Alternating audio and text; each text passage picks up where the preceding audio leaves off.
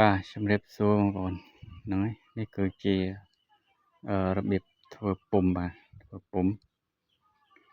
ហ្នឹងហើយស៊ីយ៉ូបាទទំហំ100បាទទំហំ1 តឹកនៅខាងក្រៅបាទខាងក្នុងស៊ីយ៉ូ49យើងជ្រៀកចោលខ្លះហើយយើងគុំឲ្យវាមកនៅប្រហែលជា40បានហើយបងប្អូនបាទហ្នឹងហើយអាហ្នឹងជាបដូរកដាលបាទបើយើងចាក់ឲ្យទាំងអស់ហ្មងវាតាន់បាទវាចុះកាវអញ្ចឹងយើងដាក់បដូរកដាលហ្នឹងហើយឡើយខ្ញុំលាយកាវបាទកាវសំបកពុម្ពចាក់ចូលហើយបាទកាវនេះគឺជាកាវស៊ីលីកុនបងប្អូនបាទកាវសម្រាប់យើងធ្វើសំបកពុម្ពបាទអញ្ចឹងយើងលាយកាវចាក់ចូលមកកាវនេះយើងចាក់ពាក់កណ្ដាលសិនបងប្អូនបាទលាយប្រហែលជាពាក់កណ្ដាលសិនយើងចាក់ចូលបាទហើយបើយើងចាក់ទាំងអស់ហ្មងបាទវាមានរឿងដែលត្រូវយើងចាក់ពាក់កណ្ដាលបាទយើងចាក់ទាំងអស់ហ្មងវាស្ដើងមួយជាងក្រាស់មួយជាងដោយសារអីដោយសារតែយើងមើលអត់ឃើញថាលលាត្រូសបកពុម្ពមេពុម្ពរបស់យើងវានៅអត់ចំចំណុចកណ្ដាលអញ្ចឹងវាធ្វើឲ្យពុម្ពរបស់យើងស្ដើងមួយជាងក្រាស់មួយជាងបាទហើយពុម្ពតែស្ដើងមួយជាងក្រាស់មួយជាងហើយយើងប្រើវាអត់បានយូរបងប្អូនបាទពេលដែលយើងចាក់ស្មាច់ចូលដើម្បីយកលលាត្រូបាទយើងដល់ពេលស្មាច់រឹងយើងបកបាទហើយបញ្ហាពេលដែលយើងបកបាទវាយឺតតែខាងស្ដើងខាងក្រៅវាអត់យឺតបាទវាយឺតទៅខាងស្ដើងធ្វើឲ្យវាឆាប់លហែកងាយនឹងលហែកអញ្ចឹងយើងចាក់ពាក់កណ្ដាលម្ដងហើយឲ្យកាវយើងចិត្តរឹងបាទឲ្យកាវយើងរឹងបាទសម្មួននៅស្អិតតិចហ្នឹងបាទយើងចាក់ពាក់កណ្ដាលថែមទៀតបាទហើយចាក់ពាក់កណ្ដាលថែមទៀតហ្នឹងយើងលាយបាទយើងលាយចាក់មកពេញមកចិត្តបាទចិត្តលលាត្រូយើងដែលយើងដាក់ផ្កាប់នេះបាទលលាត្រូយើងដាក់ក្បាច់ខាងបាទក្បាច់នៅខាងគូតក្រោមបាទនៅខាងបាតពុម្ពបាទហ្នឹងហើយ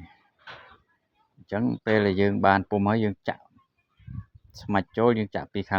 ងនោះមកវិញបាទខាងហ្នឹងគឺជាខាងបាតពុម្ពបាទបងប្អូន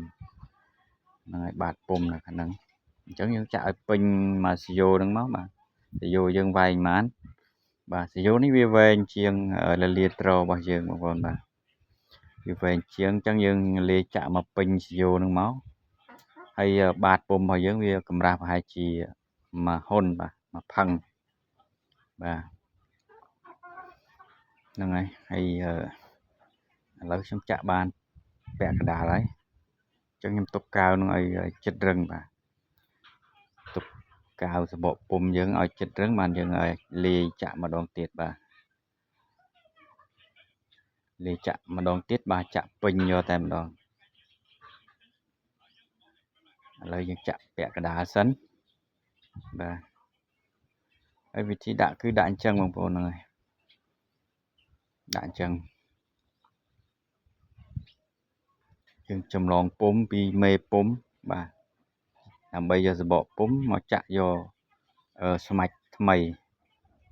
ហ្នឹងហើយ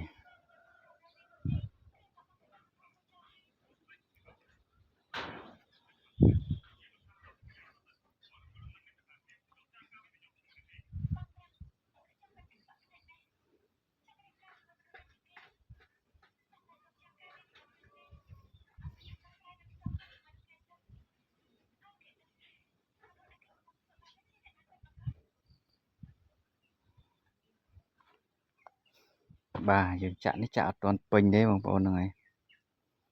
បាទហើយខ្ញុំផ្លុំពពុះឲ្យវាបែកចឹងបើទុកពពុះពុម្ពយើងវាប្រហោងវាសសោះចាក់ទៅវាធ្វើឲ្យលលាយើងមិនពេញសាច់បាទហ្នឹងហើយវីដេអូក្រោយខ្ញុំនឹងបង្ហាញពីការយកសំបកពុម្ពចេញបាទ